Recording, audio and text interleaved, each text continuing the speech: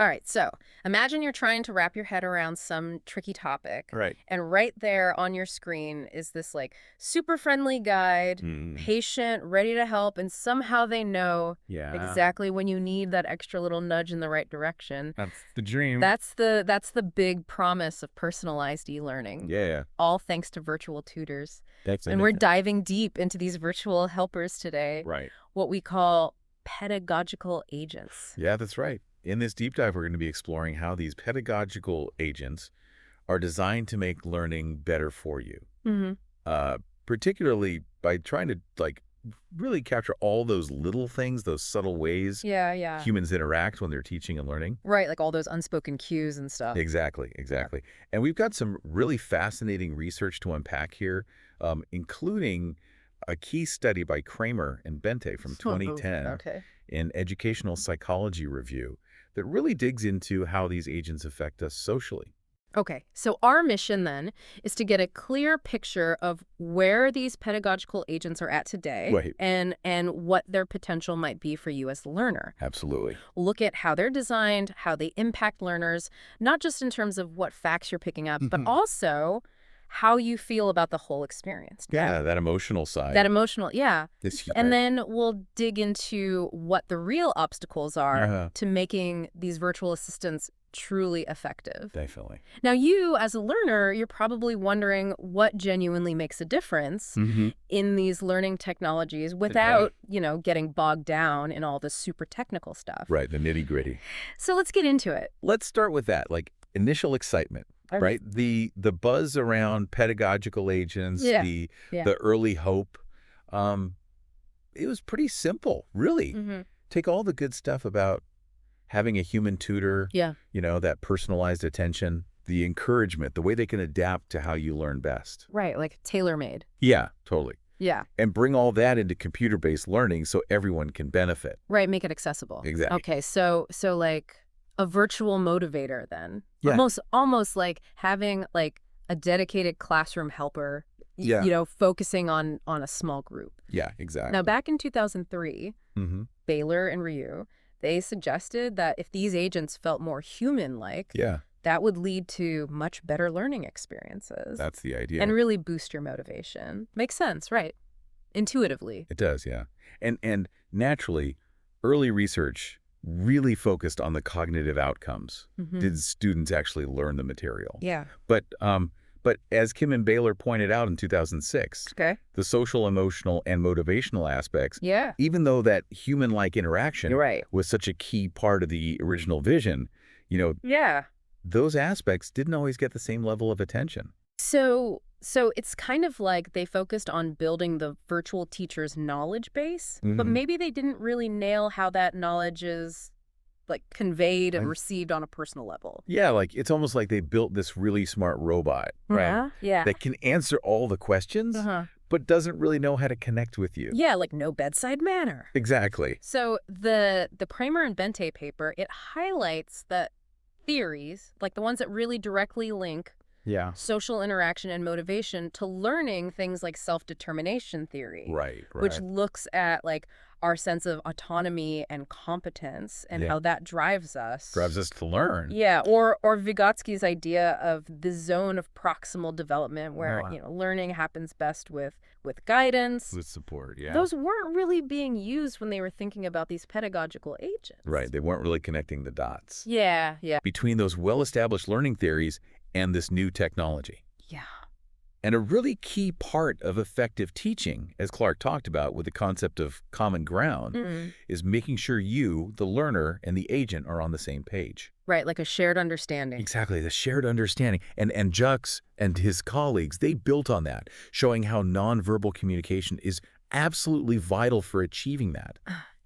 A simple nod to show you're following along, Right. or a teacher giving you a questioning look to see if you're confused. Uh-huh. These are cues that a human instructor uses constantly. Okay, so where are we at now Yeah. with the actual systems being developed? Okay, question. What are the like main approaches that researchers are taking? So Kramer and Bente, they lay out two main paths, right, Okay. that have been followed in developing these pedagogical agents. Okay. One comes from the field of cognitive and educational psychology. And here, The focus, it's really heavy on the teaching methods themselves. Oh, yeah. Sometimes it's called didactics, Okay. how the information's presented to you, Right. how questions are posed, how feedback's given. Uh-huh. And often in these systems, the virtual agent itself, Right. its visual appearance is Yeah. kind of a secondary concern. So the focus is more on what the agent does in terms of teaching, and Yeah. the visual representation is like an afterthought almost. Sometimes, yeah. Then you've got the other approach. Okay. And this comes from, like, computer science. Mm-hmm. Here, the focus is often on creating a really believable virtual body Right. for the agent or on building in what's called artificial social intelligence. Okay. Basically, getting the agent to react in ways that feel socially appropriate to you, the learner. To me, yeah. So can you give us some specific examples Yeah, sure. of these different approaches, like in action? For sure. So from the educational psychology side, a great example is AutoTutor, developed by Gracer and his team. Okay. They view AutoTutor as a discourse facilitator, Mm-hmm. and they really focus on helping you Right. actively build your own knowledge Right. through questions and feedback. Right. They use this thing called a hint prompt elaboration circle. Right. I think I've heard about that. So if I'm stuck, it starts with a nudge, A right? little nudge. And then it moves to a more direct clue, Yeah. and then finally a full explanation if I'm still lost. Exactly. Like a patient human tutor, Huh? kind of guiding you along. Yeah. And they do have a visual representation. Okay. A talking head they named Marco Mm-hmm. created using Poser and Microsoft Agent. Okay. Gracer and his team, they believe Marco's important for, like, grounding the conversation, for Yeah. making it feel more like a real exchange for you. Right. Now, Marco can do some basic nonverbal cues, like nodding, shaking his head, Yeah. showing it some facial expressions. But as Kramer and Bente point out, Mm-hmm. the underlying theory Yeah. and the sophistication of Marco's nonverbal behavior Mm. aren't quite as developed as the model of the dialogue itself. Okay. So it's like the core is this really well designed teaching strategy, Right. and the visual is there to support it, but maybe Yeah. not as deeply integrated as it could be. That's a good way to put it. Another example from this side of things Okay. is PLS, the Pedagogical Agent Learning System. Okay. This was developed by Baylor and her colleagues. Okay. They also use, like, fairly simple virtual characters, Mhm. things like Microsoft Agents Merlin or other Poser agents. Sure. But their main goal, it's been to use these agents as a platform Okay. for systematically researching how pedagogical agents, like, in general, Yeah. affect your learning. Got it. So less about perfecting one specific agent Yeah. and more about understanding the broad impact of just having a virtual agent present. Exactly. Okay, and what about on the computer science side? Right. What are their priorities? So one really influential system Yeah. is Agent Steve. Mm-hmm. This was created by Rickle and Johnson. Okay. Now, unlike those desktop-based systems we just talked about, Mm-hmm. Agent Steve is situated within a virtual learning environment. Oh, okay. So imagine, like, a virtual guide Yeah. who can lead you through a 3D model, in their case, a Oh. U.S. Navy ship. Oh, wow. Steve can react to what's happening in that world Okay. and also to what you're doing as a learner. So it's a more like immersive experience for the learner then. Yeah, exactly. And their initial focus was really on improving how the system takes in information, Okay. like what's called multimodal input, so Mhm. it can understand things like your movements within the virtual space. Makes sense. At first, the multimodal output, so things like Steve's gestures, were less sophisticated. But later, they integrated an emotion model Okay. called the effective reasoner Mm-hmm. to try and make Steve's reactions more nuanced. Oh, okay. They also worked on controlling Steve's behavior in social interactions. Yeah. Right. Like knowing when to take turns speaking Yeah. and how to establish that common ground with you. Okay, so a big step towards like more natural back and forth then. It was, yeah. Another important initiative coming from computer science Mm-hmm. is the Intellimedia Initiative at North Carolina State University. Okay. This one's led by Lester and his team. Right. They've developed a bunch of agents like Cosmo Oh. aimed at getting kids engaged Hmm. and motivated to learn in desktop environments. Okay. So Cosmo is designed to use nonverbal behavior, Yeah. things like gestures and facial expressions, Right. to support your learning. Okay. So you might see Cosmo pointing at a key element on the screen, Yeah. or looking surprised if you make a mistake. Right, like providing those little cues that Yeah. a human teacher might use. Precisely. But because Cosmo and some of their earlier agents, Yeah. they had appearances that were only like partly human-like. Okay. Their nonverbal behaviors weren't always, perfect, nuanced copies of human behavior. Right. More recently, they've been working on what they call companion agents, Mm-hmm. which are specifically designed to support social interaction by trying to model empathy. Okay, so it sounds like everybody in the field gets that. Yeah. Nonverbal behavior is important Absolutely. for how learners experience these agents. That's crucial. But actually getting it right in a way that feels natural and helpful, that's tough. Yeah, that's a key takeaway. All these approaches, they acknowledge the potential of nonverbal cues to make your learning experience better. But the way they're actually put into practice, Yeah. it still needs a lot of work Mm-hmm. if we really want to get close to the effectiveness of real human interaction and learning. Okay, so we've looked at the early hopes and some of the ways these agents are being designed and built.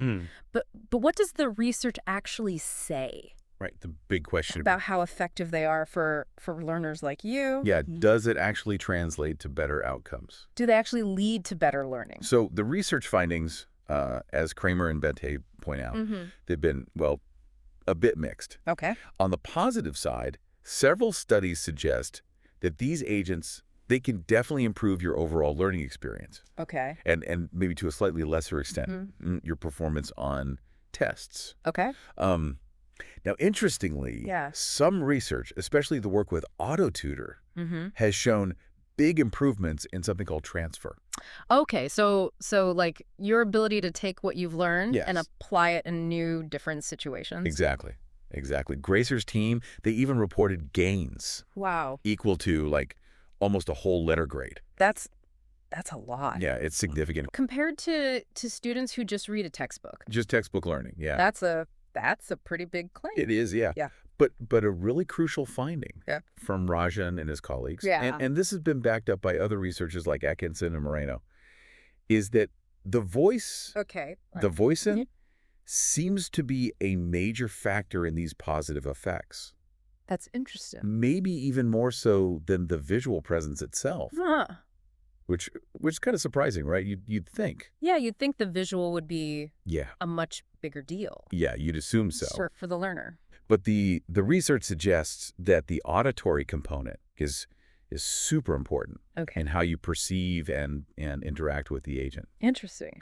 So, for example, Baylor's work has shown that agents can really have a positive effect on how you feel Yeah. about learning, making it more enjoyable, but not necessarily leading to way better scores on tests. Right. And Moreno, after doing a whole bunch of studies, Right. has argued that the real benefit you get Yeah. comes from the instructional method that's built into the agent, the way it actually teaches the stuff, Yeah. rather than just seeing a human-like figure on the screen. So it's the quality of the teaching then Yeah. embedded in the agent? It seems to be a big part of it, yeah. Maybe the sound of its voice. The voice seems to matter, yeah. Yeah. He even proposed that what's called the social cue hypothesis. Okay. The idea that just having those social cues present actually improves learning.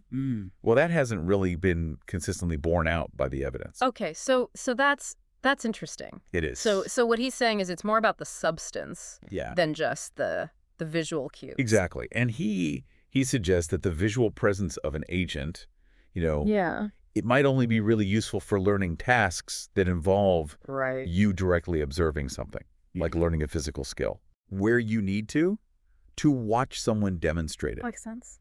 Now, interestingly, Yeah. Dolmack's research found that even if there wasn't a general effect of agents on motivation or learning outcomes, if students found the agent to be likable, Okay. that did lead to higher motivation Oh, interesting. and better transfer performance. So the agent's personality Yeah. might play a role too. It might. Even in a virtual teacher. Even though it's not a real person. Exactly. It's kind of like we're still trying to figure out why Yeah. some of these pedagogical agents are more effective Than others. for learners than others. Totally.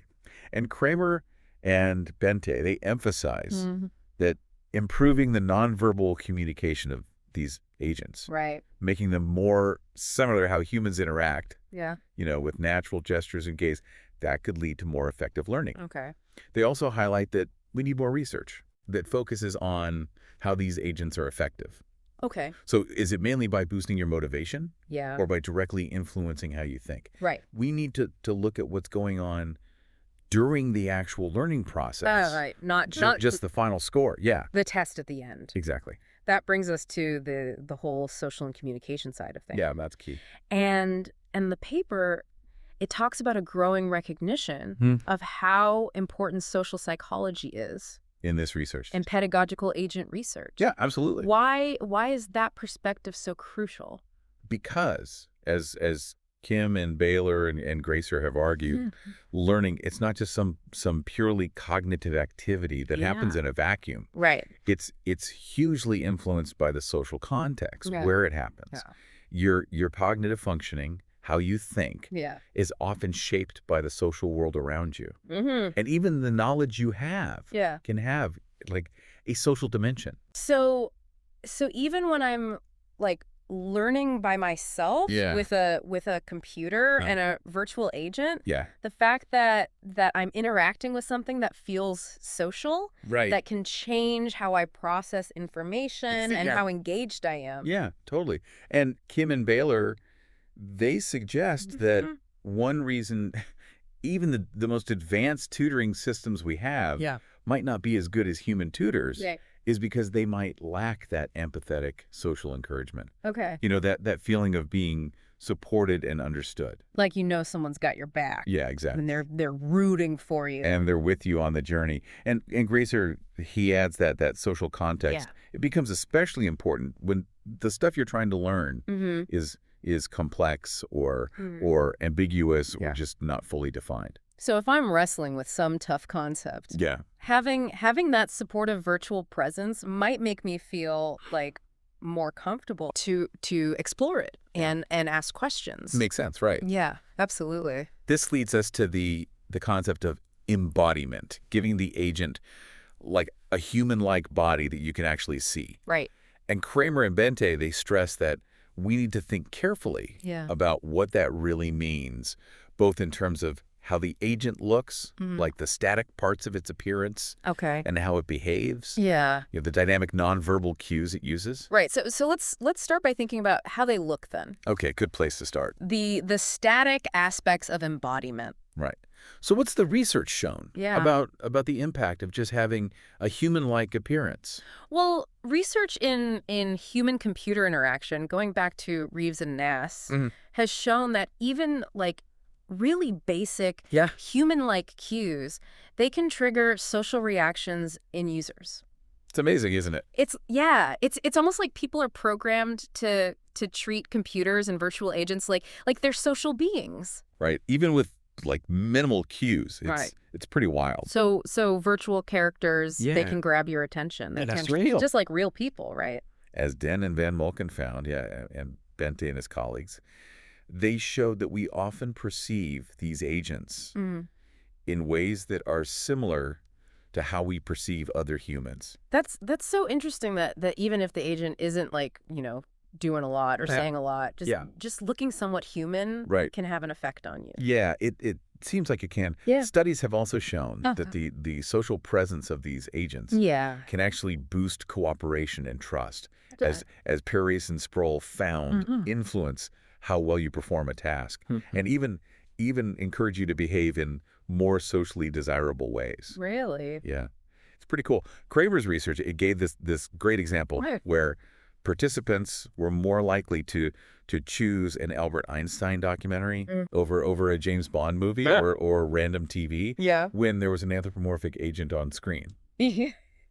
So it's almost like you want to impress your virtual teacher. Yeah, like you're trying to look good for the agent. Right. That's funny. It is. It is. And this even extends to like communication preferences. Okay. People are more likely to use speech interfaces Right. and use politeness strategies. Like what? Oh, things like engaging in a little small talk. Okay. When they're talking to an agent that has that human-like presence. Right. And even at a neurological level, Okay. Schilbach and his colleagues, they found that seeing a virtual character making social facial expressions activates some of the same areas in your brain as when you interact with actual humans. So our brains are wired to respond socially? It seems that way. Even to virtual, entities. It's pretty amazing. And NASA Moon, they actually coined a term for this. Ethopia. Ethopia. Yeah, it's basically that automatic application of social rules to computers. It builds on Langer's idea of mindlessness, which is, we often react without even thinking about it in social situations. On autopilot, almost. Yeah, kind of. And Blaskovich's threshold model of social influence, it also suggests that these artificial things, if they have a certain degree of visual realism, can actually exert real social influence on you over time. Okay, but is it really like genuine social attribution, or are we just kind of acting as if that's the question. We're a real person? Yeah, that's the ongoing debate in the field. Okay. The research definitely shows that agents can have this social influence, but whether that influence is mainly due to the visual social cues alone, well, that's not totally settled. Right. So it's complicated. It's complex, yeah. Okay, so the way these agents look, it does have some effect on us. It does, yeah. But it's not the whole story. What about their actions? Right. The dynamic aspects, the nonverbal behavior they use? So nonverbal communication, as Kramer and Bente really emphasize, is super complex. Okay. And it plays all these different roles in how we communicate as humans, and especially in teaching. Okay. So think about modeling actually showing you how to do a physical task. This was like a big part of Rickel and Johnson's work with Agent Steve. Yeah. Or illustrative gestures. Okay. Like pointing to something specific on the screen to direct your attention. Right. Cassell and her colleagues have looked into this. Okay. And nonverbal cues, they're also crucial in managing the dialogue itself. Right. Like maintaining eye gaze and giving back channeling cues. So those are like the little and nods to show that you're listening. Exactly. And understanding. Which help keep the conversation flowing smoothly. Right. And then of course there are the socio-emotional aspects. Of course. Things like smiling or leaning in, which can really impact like your interest, your motivation, and even your learning outcomes. Good time. As Anderson's research showed. Way back in 79, yeah. Way back in 1979. Foundational research, yeah. So Kramer and Bente, they point out some key attributes of nonverbal behavior, Of nonverbal behavior. Yeah.